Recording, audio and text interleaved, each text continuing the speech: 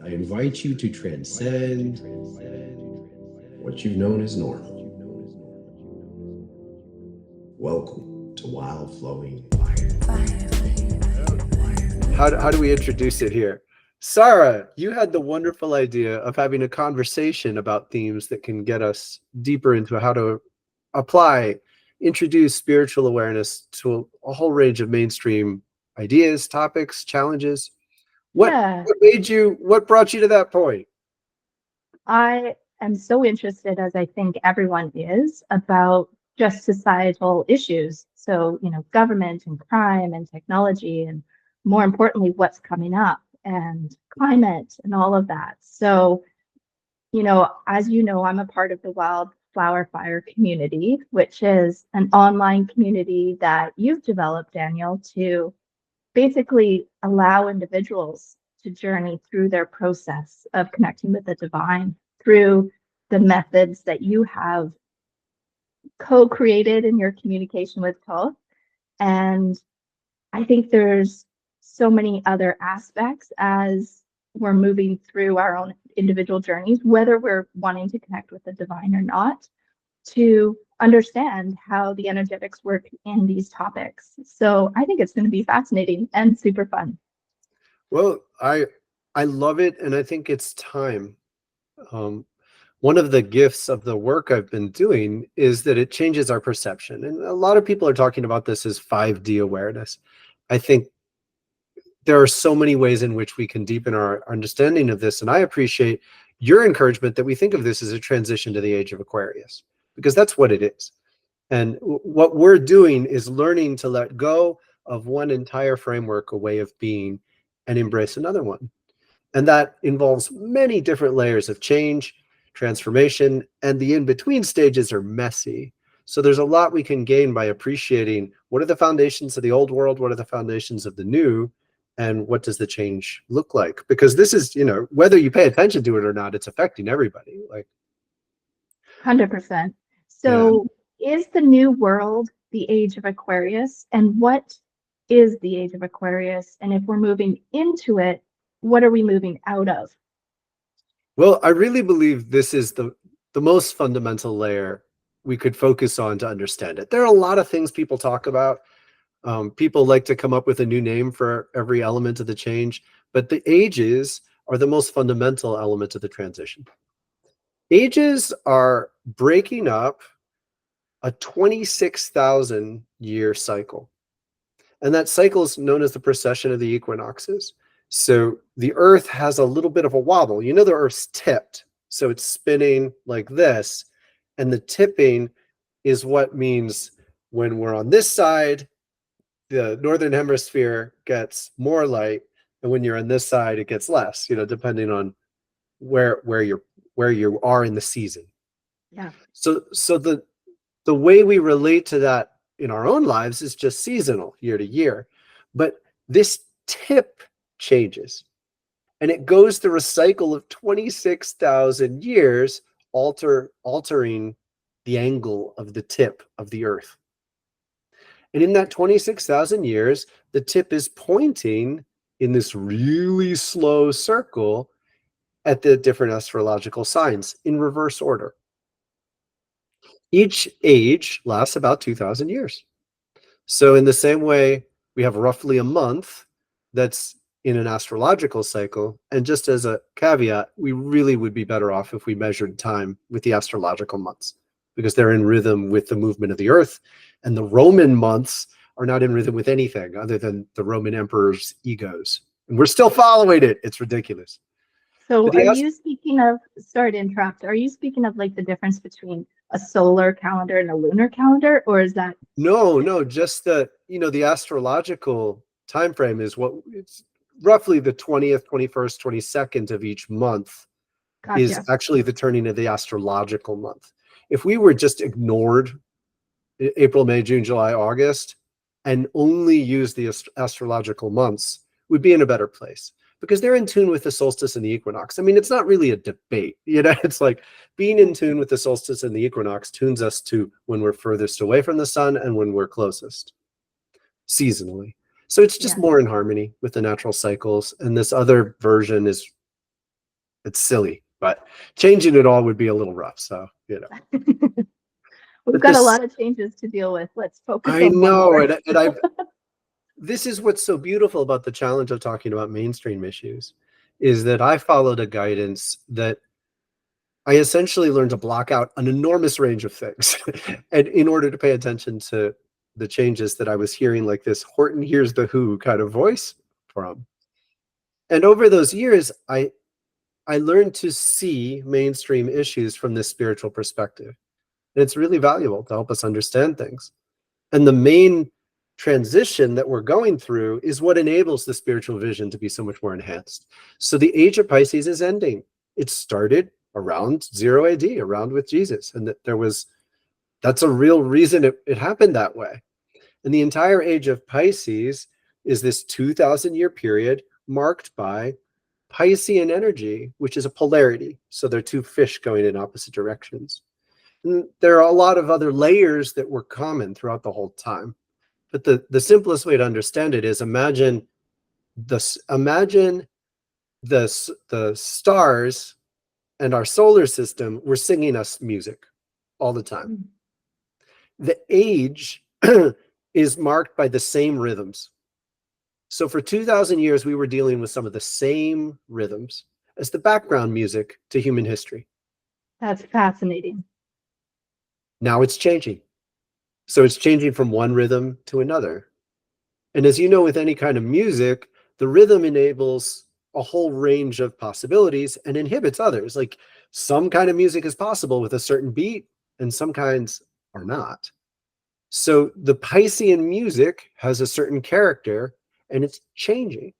And I think it's most important that we appreciate that transition, which there's a little bit of an overlap. People argue over the date. Honestly, I respect the Mayan interpretation the most, that the age changed December 21st, 2012. But it's not actually that crucial to name one moment because there is this little overlap. And the goal, you tune in early and what you focus on becomes more real. So we become a part of the new world early when we intend to and when we put our attention on it. And so by sharing and talking about how the perspective works, and really I only have the foundations, like I have a lot of insight. I could talk for hours and hours, but what it amounts to is just an intro, and like I'm excited for more and more of the foundations to be part of our dialogue, because I mean, you're already sharing in our community, and forgive me for revealing too much, but you see all sorts of things I don't see. So that excites me more than anything, to be honest with you. I'm just thrilled to be able to introduce consistent foundations that I know will help everyone shift into the new age. Do you think that humans innately are here to shift into the age, the humans that are on Earth, and whether they're consciously doing that or not is, just a part of their path of being here? It's some of both. Plenty of beings are leaving. Hmm. Whole species are leaving. And make no mistake, species of plants and animals are consciousnesses that travel between stars. So many of them are dying, and it's time for them to die. And some of that was planned, and some of that there's a flexibility, like they're given a choice. There are a lot of stories of really powerful monks who will visit astrologers to consult with them about when it would be best for them to die, because they have such an influence over their communities. So they want to leave during a time of transition where their departure won't shake things up too much. And they know how to choose to die at particular times. Same thing's going on with species. This is a perfect time for many soul groups to leave. And whether they're human now or tigers, this is how it works. That they're collectively saying, hey, we did this. We did, in some cases, the age of Pisces, in some cases, the past 12,000 years, in some cases, just a lifetime. But it's a really good time to leave because there's so many changes going on that it's like, doesn't rock the boat. The boat is already rocked, if that makes sense. That does make sense. So within the internal aspect of the human, if we're changing our song, so to speak, or the earth is changing her song, and we're moving into that new song, can that be kind of friction for us?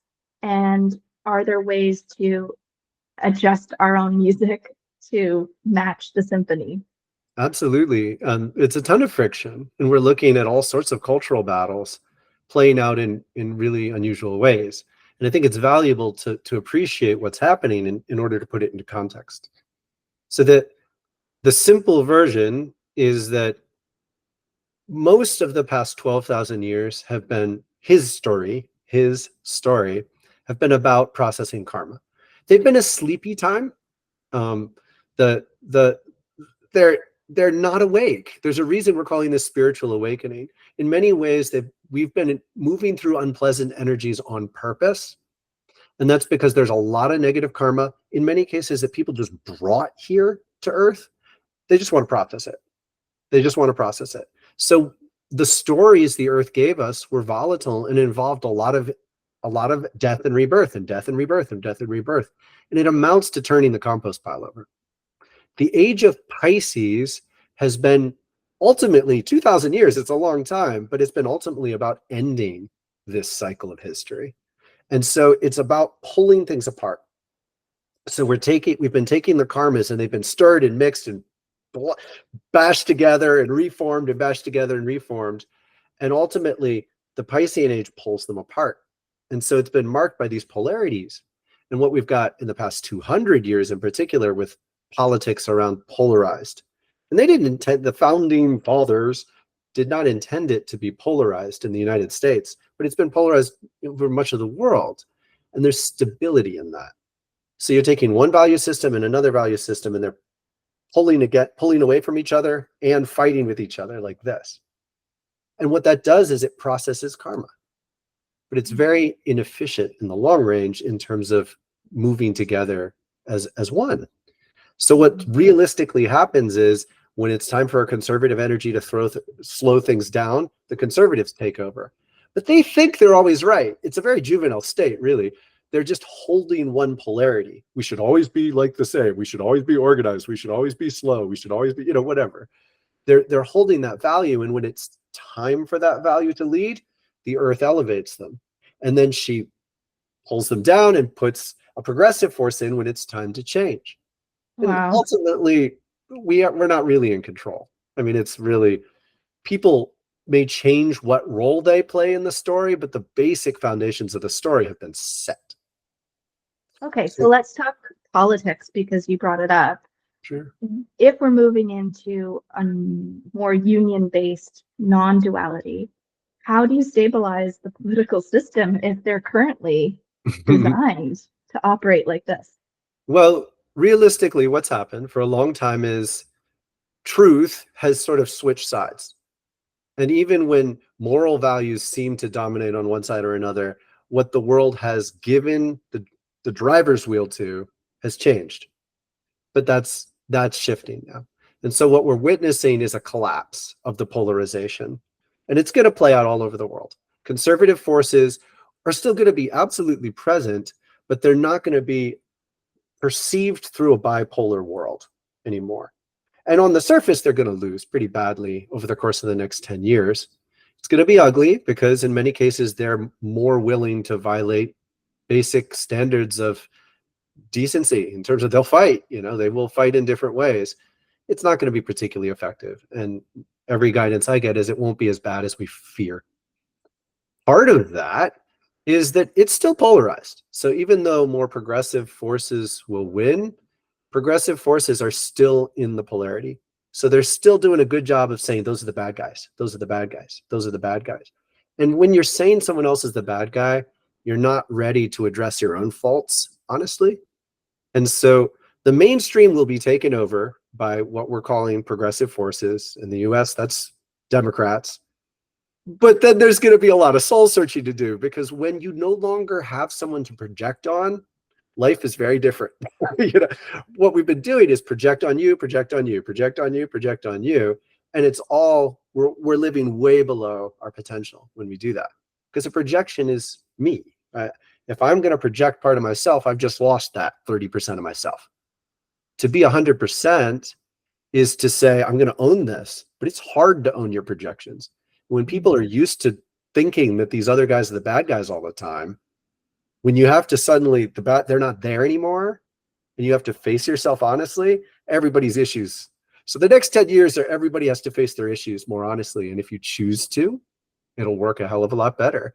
And if you choose to not get lost in the public dramas, you won't have to be very involved in the public dramas. But if you still avoid your stuff, you'll magnetize to public dramas because your energy has to go somewhere. Well, it feels like identity is something that's going to be questioned, because if you identify, or a political party identifies as who they are based on how they fight against the other party, who are they when the other party's no longer there? Exactly. And so that's going to look terrifying. And many people are going to go through breakdowns that some of us went through decades ago. So the way the Earth did it, it's just like the sunrise. Some people don't get up for the sunrise. I highly encourage everyone to consider making it a priority to try to awaken for the sunrise. And when you're seeing this, there's little rays of light. They're very dim at first, but when you start to see the change, you can be inspired by it. You could also wait another 2 hours before you get up. That's what we're looking at. So plenty of people, there was an awakening surge in the late 60s. It was real. There was just a limit to how far they could get. And there was a collapse of sorts, a fallback, a retrenchment. It was time to be a little more conservative. They were being reckless. They did take things too far in plenty of ways, if you look at the undercurrents of the time. And so it was time for conservative forces to be in charge for a little while. And it was painful, but it was necessary. Now we're looking at another time, but this time the spark is going to stay lit in far more consistent ways. Are they going to change based on mass demand from the public, or will it be more internal? Well, it's both, and the fundamental thing to witness is the music's changing. So it's really exciting to listen beneath the stories, to try to get in touch with the music as it's changing. I love this. I'm addicted to it, so I like ignoring anything in the way and then listen to the music change. And when you follow that change, what's happening is you can either try to perpetuate old patterns, but they don't have the reinforcement of a background track now. And so it's hard. It's like you could still dance without music. You could remember it in your head, but it's harder in many cases, right? But also when you start to hear a different music, now you're trying to dance against your normal is no longer in harmony with the background music. And that's what we're getting. It's an overlap. So you can still hear both musics at the moment, but over the course of the next 10 years, the Piscean music's going to fade away. And we're going to be left with just the Aquarian music. And the Aquarian music, it's really this simple. If you resist it, it's going to be a more difficult time. If you surrender to it and say, I'm going to stop trying to assert my priorities, because my priorities are based in chain of ideas that are grounded in Piscean times. I'm going to start saying what? Like, what's going to work? What's going to work? And that surrender, that act of surrender, makes the change much easier. So what's the definition of Aquarius? What are the attributes of this age? So sort of two things to keep in mind. On one level, the metaphor is not perfect, okay? But on one level, it's valuable to think of the astrological music as like the rhythm section, the drums and the bass, right? So they're sort of the most fun. It's really hard to play a different guitar part when the drums and the bass are doing a different rhythm. But it's really natural to stay in the song if you can trust the drums and the bass. So if you think of the astrological music as the drums and the bass, the Earth herself is scripting stories on top of that. So she's like the vocals and the rhythm, the lead guitar doing solos and stuff, right? So she's writing another layer of music that's also out of our hands still. And that music is more dynamic. So it's not that Pisces is intrinsically negative and painful and Aquarius is intrinsically better. It's just this is how it works with the Earth cycles, and she's choosing to make it this way. So she is bringing us into another spiritual dimension. First level, I encourage you to think about. She's bringing another spiritual dimension to life. She's going to enhance our ability to work with technology a lot, ultimately leading into a sort of a full circle where we connect technology to an awareness of human potential. The basic version is human potential is so much more interesting than things we make with machines, that she's letting us go with machines till we get to the point where we're like, that's not as cool as levitating a stone. It's just like, it's, and she's going to give us, and that's going to play out for the next 50 years at least. So basically, there will be a lot of technological changes, but I encourage you not to get too hyped up in it. Like, I use it. I use a decently new computer and I use AI, but I'm also not jumping on the change because it's going to keep changing, you know? And ultimately, I'm trying to use it as just a support structure. Ultimately, technology will advance greatly, but it's just a support structure for what we're capable of becoming. Wow, that's a lot of information, but it's Yeah, it really, is. yeah, it's really fascinating and interesting to think about. Plus, you know, I guess my question is, what are humans in this song, in this symphony? You know, if the astrological or the bass and Earth, Gaia herself is the lead guitar, like, what are we? We just, you know, Well, people walking by, or we in the seats in the theater? there's a lot. I mean, wow, you thought that was a lot of information. The question you just asked is like, kaboom. It's really important to have a frame of reference of we are spiritual beings having a human experience. Lots of different kinds of beings are having a human experience. It's just about what you prioritize in your mind. Now, if you're thinking from this body trying to interpret existence, it doesn't work. You have to think as that spirit that you didn't used to be here, you came here. In some cases, people have been here a long time, and in some cases, people haven't. Some cases, people are going to be here for one lifetime and leave. They're just voyeurs. They're doing something simple. They brought Earth something from deep space. Believe it or not, I've been learning about this lately. There is energy, what we call dark matter, which yogis in ancient Indian documents know this as old possibilities of existence. It's really cool. And the Wow. Earth gathers different kinds of dark matter. So she'll basically make a deal. Like, if you come here, bring me that. You can stay and have this experience for a while, and I'll help you digest some karma. She makes Wow. deals with souls like this. It's really fascinating. And so some people are just doing that. They're just like, they brought her something. She's like, cool, I'll use that. You could be a human for one life. That's your deal. Yeah, that's your deal. And the challenge here is, like, on one level, being on Earth is a violation of so much of what it is to be in existence. It's terrifying. How could beings possibly treat each other so poorly? How could we possibly put up with so much suffering and pain? But on another, there are transcendent possibilities for experiencing love in the face of these kinds of challenges. And it's that transcendence that she's ultimately inviting us into. So some beings are firmly committing to transition into an age of Aquarian way of being, which is an entirely different kind of potential. And I push it this more than anything. Like, I want to see it. I want to feel it. And it's all like, the best I can give is, like, imagine developing consciousness in sort of well beyond limits that you might have thought of, in terms of you can meditate into nature, you can talk to the clouds and ask whether it's possible to get some rain today. You can learn to levitate and move objects. Things like this drawing our attention is just wanting that, is a commitment to value what the earth is giving us more than the things we can do. There's a particular disease that people have that we really should name it and speak about it, where people view hope and success through the lens of what humans create. Yes. The silly and beautiful example I know of is when my grandfather was courting my grandmother. My grandmother lived in a farmhouse, and they grew all their own food, and they made exquisite meals. And he was so excited. And they had this meal, and there was a turkey and a roast and 3 salads and potatoes, and he was really looking forward to dessert. And when they came to dessert, Jello.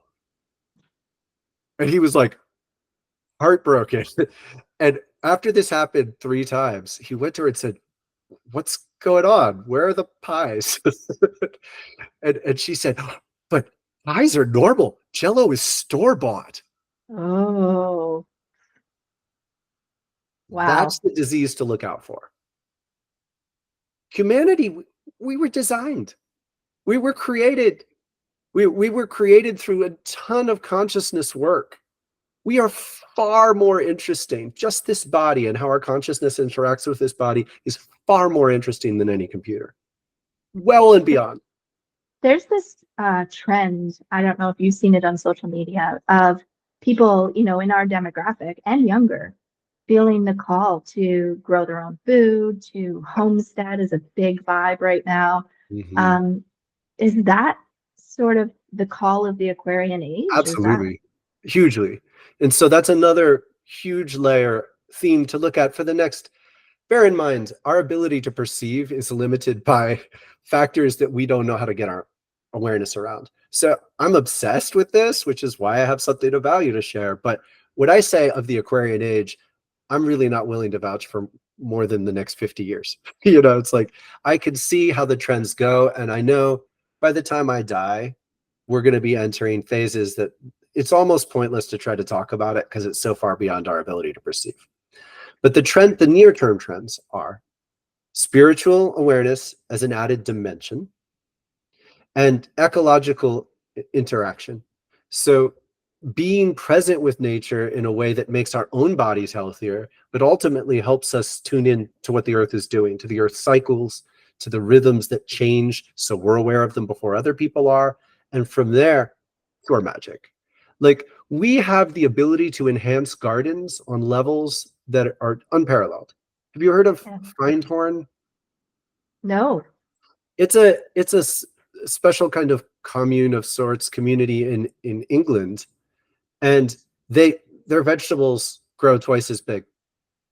Like just massive changes, not through genetic interference, through spiritual interconnection, where we're able to unlock the latent potential in plants by weaving our life force and our attention and our dreaming. And so this kind of thing excites me well beyond anything else that we could be doing. And it's already happening. Like I've Yeah. explored organic gardens and communes all over the United States. And in every one of the most fringe ones, there are people who believe in these things and are exploring their potential. So when there's a critical mass, it'll start to work that much more, and it'll succeed in a way that affects everyone else. It'll be obvious that this is exciting and interesting, and what the hell are those homesteaders doing? Yeah, 100%. I just love the way that it's, in my perception, it's not going backwards in time. It's not going back to what our grandparents used to be. It's just reconnecting to the earth. But then there's just so much more. There's a gardener that I follow. I'm very into gardening, as you know, and he has scientifically, he likes to see the data, and he has realized that new moon and full moon and when you plant hugely affects the ability of the roots to grow and then the plants to become bigger. So there's aspects of earth energies that people are putting into their gardens that are just making it's like that spiral, where the you return to the same topic, but you're spiraling up. Like Yeah, it's not just a circle. absolutely. And in that, I think one of the most critical thresholds to transcend is just respecting what you said, just trusting it in a way that allows our focus to shift there. And I think to do that, we kind of have to move through. There's a lot of resistance, and a lot of it is ancient, it's inherited, it's sort of dogmatic science and dogmatic religion, really. And by dogma, it means like people have accepted certain beliefs and patterns without questioning them. Then they've built a lot of other stuff on top of that, which they do think about. So they think they're rational, but the roots of what they're doing have no basis in rationality. And so scientific dogma would have plenty of people who call themselves biologists who know infinite layers of math tables scoff at what you said about the moon cycle. But it's not even complicated. The moon pulls tidal forces. We know this. The moon pulls water up and helps recede it back down. There's a rhythm to when it's most effective to help a seed with these forces or not. It's eventually we'll call it pure science, but humans are still really terrible at respecting anything that lies beyond the limits of what we think we know. And it's sort of absurd because we know that the last age fell apart when somebody made a breakthrough. And we know the one before that fell apart when somebody made a breakthrough. So what makes us think we have it right now? So if we could just operate with a little more humility.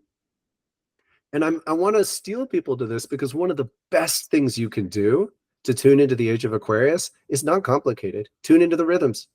Pay attention to the solar and the lunar rhythms. Be aware of what moon cycle we're in. Honor the equinox and the solstice. Think about what it makes sense to focus on during the equinoxes and the solstices. And as you tune into those forces, take it another level deeper. Tune into the weather. Be really aware of the weather. None of this maybe sounds super exciting, but the consequence of being in tune with it versus struggling against it, just huge change, because people are struggling against natural forces because they want to deny that they have an influence, and the costs are just extraordinary. Like, we're wasting a lot of energy by denying these natural forces. So tune into the rhythm. That's where the new music is. It's the thing that's coming up for me as you're talking is, let's merge politics, which we've touched on a little bit, and gardening. And the word that came up for me is bylaws. So, the ability for people to have more green and to have fruit trees, down the sidewalk so people can eat when they're walking by. And, will we be seeing more of that, like more leniency or more understanding of you don't need asphalt everywhere, or parking lots, being ripped up a little bit, so more green to create more cooling in the climate? Absolutely. I mean, and increasingly those will be massive priorities. And we're going to see culturally, you can count on some things. There's going to be an incredible change in the way culture dynamics work. So as politics collapses, there will be a general consensus on some of the main directions we go in. We're going to transition to renewable energy. It's going to happen. So as some of these arguments end, the differences are going to play out in a new way. So something you can count on is in the future, people will gravitate to rural communities and transform them. A lot of rural communities have been abandoned. Like, you could drive through United States and a whole town is empty. People will gather, move into that town and say, this is a town where there's going to be fruit on every corner. And so we're going to see a patchwork at first of it happening in some places and not in others. And there will be a cultural resistance and fear of it, and it'll be weird. There's also going to be, this is popping into my awareness, but I've seen it a lot. Self-driving cars, like people, it's going to be a real thing to sort of leave garbage cans in the road because it'll stop the self-driving car completely. Oh my gosh. Well, there's nothing it can do. And if it had programming to push over the garbage can, it would run someone over. So there's going to be a lot of like sort of humorous opposition to technological advancement as people establish nature's more valuable. And one of the more critical things that I'd like to assert on this is, like, we are deeply used to abusing nature. It's just fundamentally woven into what we are. And one of the more obvious ways in which we do that is we plant all these trees on the side of the road, then we run the wires there, and we cut the trees to conform to the wires. Yeah. That is an insane decision. Like, it's boggles my imagination how we can make that choice. The only way we can make it is when we completely ignore the influence those trees have on us. But those trees influence us every day. When plants, this has been researched. I forget the name of the book. If you walk a human being by a plant and break a branch, you can put sensors all over the plant. Have that person walk away. Have 3 other people walk by, nothing happens. Have that same person walk back to the plant, the sensors go through the roof. The plant knows who broke it. Now, we can't say what that consciousness looks like as explicitly as I'd like to, but the plant has an awareness when its limbs have been broken and who did it. That should be enough for me to be able to assert to people, when a tree is suffering near you, it affects you. Yeah. Ultimately, we're going to have to use self-interest to get people to to wake up to these things. When a tree is suffering near you, it affects you. So the fact that we cut these trees, we're putting everyone on the block in a bad mood the week that happens. We're tearing down a certain sense of thriving rootedness in all of our minds.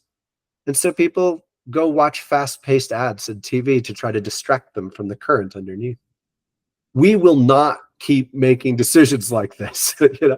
Like the other one that bears deep emphasis is how much we dump in the water. We dump terrible amounts, and all you have to do is put something on the ground and it'll end up in the water through rain and water table movement. So all the pesticides and fertilizers we put in the ground poison the water systems. They kill off all across the northern US. All the lakes are sick, terribly sick. And it's very simple, where the pesticide kills all the natural plants and the fertilizer feeds anything that survives. That's it. Some non-native species have been introduced that are strong enough, and then they're just taking over everything. Hydrilla here. So these kind of things should be the dominant priority in communities, particularly fresh water. During a time of global chaos, fresh water is one of the greatest priorities we should have. But our priorities are whacked. We're completely out of tune. So this is where the cultural dialogue is going to shift onto this issue in particular. As many young people wake up and say, whoa, this is terrible. And it's going to be scary because people are going to feel it as an absolute tremendous moral imperative. And then other people are completely part of denying it, blocking it out, mocking it. So that's where the culture wars are going to move to. Yeah, I was just thinking about that as you were talking, how, fear is a big motivator for change. And, when only a couple of people are feeling it, you feel the fear around if they're around you. And I think just as the young people are starting to realize the need for fresh water and for, respect of the environment, it could easily go into more of a panic as opposed to, positive movement forward, which the panic could result in positive movement forward, but it's sort of a fine balance.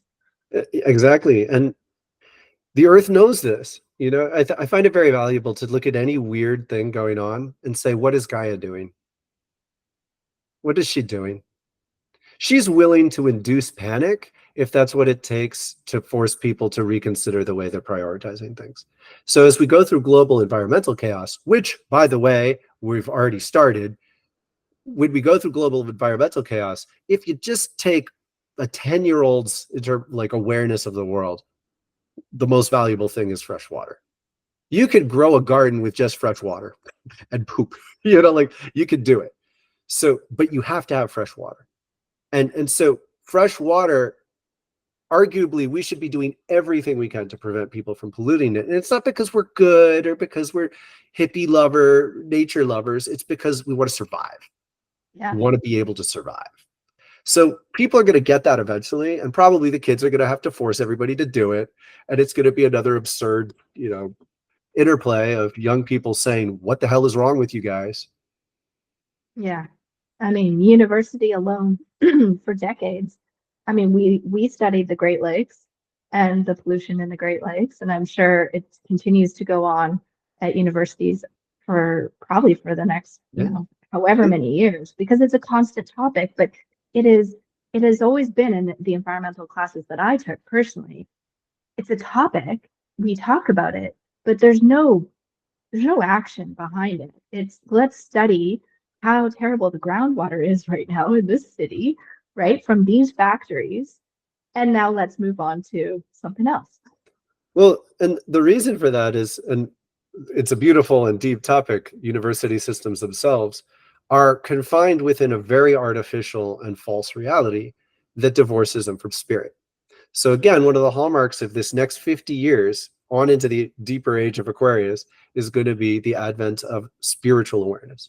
Now, really, we divorced it on purpose in order to reconcile the fact that scientists were able to identify things that contradicted religion. They didn't really have a distinction between religion and spirituality, so they rejected all of it. And there was some wisdom in it. People had some pretty bizarre ways of handling health. And when they were able to make massive breakthroughs, like the germ model of disease spreading, okay, it starts to make sense to just disempower anybody who is emphasizing praying demons out of people's bodies. The problem is people really do have demons in their bodies. Mhm. It's real. And we cut off this whole layer of awareness because it was doing a worse job than we could do with a more logical addressing of the material plane. But it's come at a cost. And as a result, like even when we start to talk about it, it starts to get heady. The reason we can't advance beyond that is because people aren't willing to go deep enough. Those trees will talk to you. There are tree spirits that build and tend the trees that are real. They exist. And as soon as I've said that, I've lost credibility with a wide range of people. They just won't go there, right? But that's the answer to your question. They won't pass this threshold, so they just can't do it. And those tree spirits are screaming in pain. They're trying to get our attention. And once you start talking to them, it becomes daunting to live a normal life. It becomes very difficult to live a normal life. And that's why we don't do it. That's why people don't surrender to it, because you have to make such a big leap of faith. And once you've tuned to it, those tree spirits do not care about your taxes. So they're dominating your consciousness, and it's hard to get anything done in the day-to-day world. It's a big gap to bridge. Yeah. And it's a big gap to bridge. Yeah. So, but we are, if I understand what you're saying correctly, we're moving into that gap. Like we will start connecting to spirit, to the divine, and we are dealing with our taxes, whether we want to accept that or not. And so what is the bridge? Like, what are the medicines? Well, this is the sequence I went through, really. The medicine that I was given when I made that prayer was the flower, the yogic flower, chakra flower sequences, and the key ring cycle itself. So the key ring cycle itself, through the 12 chakras that we work with in the Wildflower Fire community, this is a sequence that retunes our consciousness. And what it's doing is it's retuning us to a consciousness that is able to keep these things in perspective, and which is utterly crucial. If you spend a week primarily connected to a tree spirit, you will be crying too much to function. That's how it works. So to be able to engage them, honor them, and yet recede back into yourself, you have to have a sense of self that you know is a safe place to be.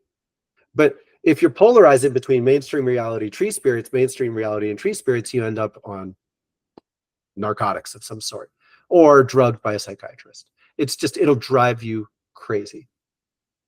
So you have to have this third way. And the third way is also very daunting. It's extremely deep, but there's a consistency to it. Like we can do something. We can do this practice and it will work. It will work again and it will work again. And you do it when you get overwhelmed. So the simple version is I go as deep as I can into nature. And when I start to I can't handle it anymore, I recede back to the norms, like, and I do my practice. And I also, maybe I watch a TV show of some sort. It doesn't work too frequently for me, but I let myself, like rejoin the material plane rejoin the worldly mainstream material plane for a little while, because we're trying to bridge. We're not trying to be tree spirits. Right. We're humans. Yeah. We're basically just trying to adapt into the age of Aquarius. And we're trying to figure out a way that works for humans to do that without going crazy, because our skin isn't bark. And yeah. Okay. And it's really daunting, but in a way I think it's self-selecting. Like there are a fair number of people, like we could watch the video stats and people will leave the second I said tree spirit. But wow. It's self-selecting. Like I watch my classes that way all the time. And as soon as I shift topics into something beyond a certain pale, people leave. But it's self-selecting. It's great. Like they're gone. And now we're only relating to people who do believe. And at a certain point, like it becomes faith. And I find this very valuable to address the university system. I suggest that people conceive of the entire model of Western academic thought is bounded within something I call the skeptic's dilemma. And it's a really simple boundary that they never cross. The dilemma is this: I tell you that you have the power to bring life into whatever you believe. You tell me, no, I don't. If you tell me that you don't have that power, I suggest that you are using your power of bringing life into making reality to make a reality where it doesn't work. That's where we live. We live in a world where we have used our power in these loops to disbelieve in our own power. And so what they're saying is, I'm not going to advance beyond a certain point unless I can prove it first. But there is a certain range of potential that's only possible if you believe first. Now, this is really scary because it's like, this is the grounds of crazy cults and people jumping off cliffs. It is. I mean, people access this truth and misplace it. It doesn't mean anything we believe is going to become real right away. We still need a logical mind, but we need to subjugate it. We need to just tell it to humble itself and begin to address this world of potential exists. We still need our logical minds, but we need to lead with inspiration. We get divine inspiration and negate it. People are receiving divine inspiration and negating it every day. And it's like the difference between the angelic forces can watch us and they can say, well, we gave you a couple seeds, you ate them, you didn't plant them. We gave you a couple seeds, you burned them, you didn't plant them. We're not going to give you more. This is what's happening. Angelic guides are going around all over the world and they're dropping inspirations into people's minds and they're watching what we do. And when people take them, cherish them, plant them, protect them, prioritize them, you're going to get more. It's going to be this way for a while. So to think about it in terms of, we got to reach, we got to do the work. When you show the spiritual planes that you care, they start to help you more. It's really that simple. And that threshold of not believing, is that the threshold at which people are leaving? Like, is that sort of the point at which, okay, there's sort of a bubble, and then there's the potential of moving past that threshold is no longer there, so they are choosing to leave? Is that how it's working? That's the message I've been getting lately. Like, I never get tremendously clear answers on this one. Apparently it's a little bit of a dynamic interplay. Like, after you die, you can contradict decisions you've made in this life, but it does take effort. And so basically the tone we die in sets a strong course for our next life and for what potentials we could have. And people resist it. People die as a Scrooge and say, oh my God, I want a chance to change it. And sometimes they're given that chance depending on the intensity of their will. But very much what you just said, if you refuse to experiment, to explore, and to nurture those seeds that you're getting, because it's important. Everybody is getting some degree of inspiration. And if they're treating it with disrespect, that's a vote. And when you die, they're going to be like, look, you said 967 times that you don't want to come back. Why are you changing your mind? You know? Right. Wow. I don't even know where to go after that. That's right. It's a lot. Yeah. I think the only thought to that would be everyone has a family and everyone has loved ones. And, I'm just going to ask this question. Is there going to be a mass exodus? Because to me that, personally triggers trauma. If, like, let's say 800,000 people leave the earth at the same time, understanding spiritually there's reasons for it, but the human reality of it would be traumatic to experience. It's an in-between. We're going to lose a couple big cities, but overall, no, it's not going to be the Black Death. Right. You know what's really going to happen? People won't have kids and they'll die, and then they'll leave. Right. It's not an absolute vote to not have kids, but it is saying it's sort of like I'm not investing in the future kind of deal. Yeah. So a lot of people are making their decision to just kind of live it out and leave. And that's what the earth is able to find joy in a lot of different things, but ultimately she's trying to minimize the suffering for real. Yeah. And the most graceful way is just live out your life and leave. All right. Wow. But are you here, or are you dedicated to the Age of Aquarius? I'm dedicated to the Age of Aquarius, and I've been trying to dedicate to the next 12,000 years, and I've been getting the message, chill out. Chill out. You just can't see that far. And then I got a little more like slap in the face.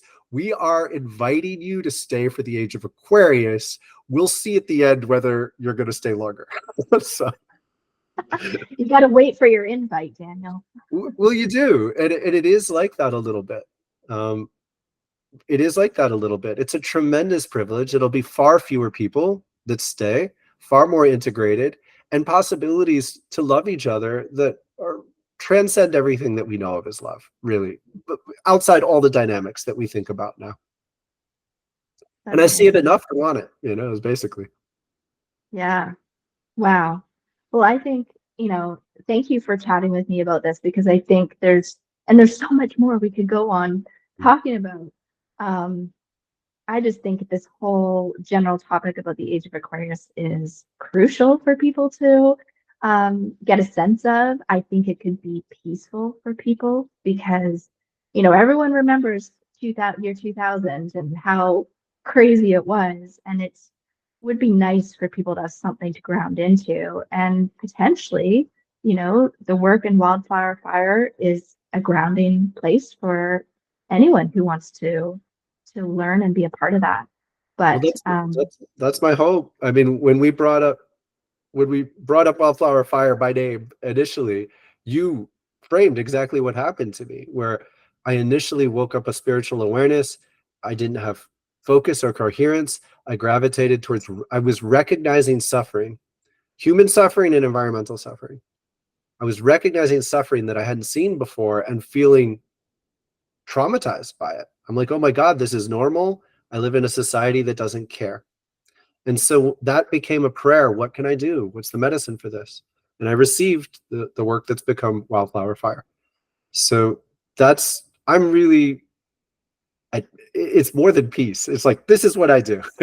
I know this is the answer to all the problems I had. And I'm really excited to get it into the hearts of people who can receive it as medicine as well and participate together. Because once we're thinking together, it becomes easier to not be overwhelmed by the callousness and the denial of the mainstream culture. It doesn't take as much as you'd think. A relatively small circle of people can be enough to just, at least we understand each other. At least we're sharing this. And from here, expanding is a virtue of getting people medicine. It's not a need anymore. We have the respect and trust that we're not crazy. We're seeing these changes. It's really challenging keeping them alive in families and communities that it's not normal yet. So to play that role, to be agents of change in our communities, we do need this strength that we can build together all over the world. It's incredible. So once you know you can trust that. There are a lot of people out there that don't know they can trust that. They're right on the edge. They're on medication because they haven't known who to trust. But their psychiatrist doesn't have a fucking clue what they're going through. He's observing them from the outside. He's flipping knobs and levers and seeing what happens. The people who are torn because they do hear this inner voice, they do feel this inner hope, but they don't know how to trust it. One of the best things we can do is reach out and help people trust what's already in them with enough strength that they can make new choices that keep it strong, keep it lit, a wild flowing fire. That's perfect. And everyone has it. This spiritual practice that we're sharing is lighting up our light to say, I'm doing my best to reach. As soon as you light this light up, you're seen. You are perceived, you are honored differently. And you're getting support whether you know it or not. And that support will only increase as you learn to hear the messages, the guidance, honor it, and you become a more purposeful part of this change. Well, it's super exciting. I mean, to think about it in a positive manner is inspiring. So yeah, and we should continue these conversations because the more positive, and I don't know if that's the right word, but hope and inspiration that we add to these topics, the better for everyone. Absolutely. That really amounts to, how do we see the potential beyond the horizon in some form, enough to hold it? And then how do we allow that to put the pain and the confusion in context? Because when you stare right at the pain and confusion, it's unbearable. And it's not going to get better for 10 years. We're just going to be given more things to worry about and feel overwhelmed by. So it's work. It's mature spiritual work to draw your attention into the basic foundations of hope, get some answers that are enough to work with, and then say, what can I do? What can I do that will invest in that? And then so we put our effort into what we know will be a part of the new age. So it's not wasted. It's the kind of work that can last. And then when negativity or disaster or pain or drama are shoved in our face, we use that hope to keep the stuff in context and heal it, move through it in whatever way we need to. Yeah, I agree. Well, I love doing this too. And it's exciting to feel like it's a good time. I think the windows are opening and it's good to share the light. Completely. Yeah, let's do it. Same bat channel, same bat time. All right.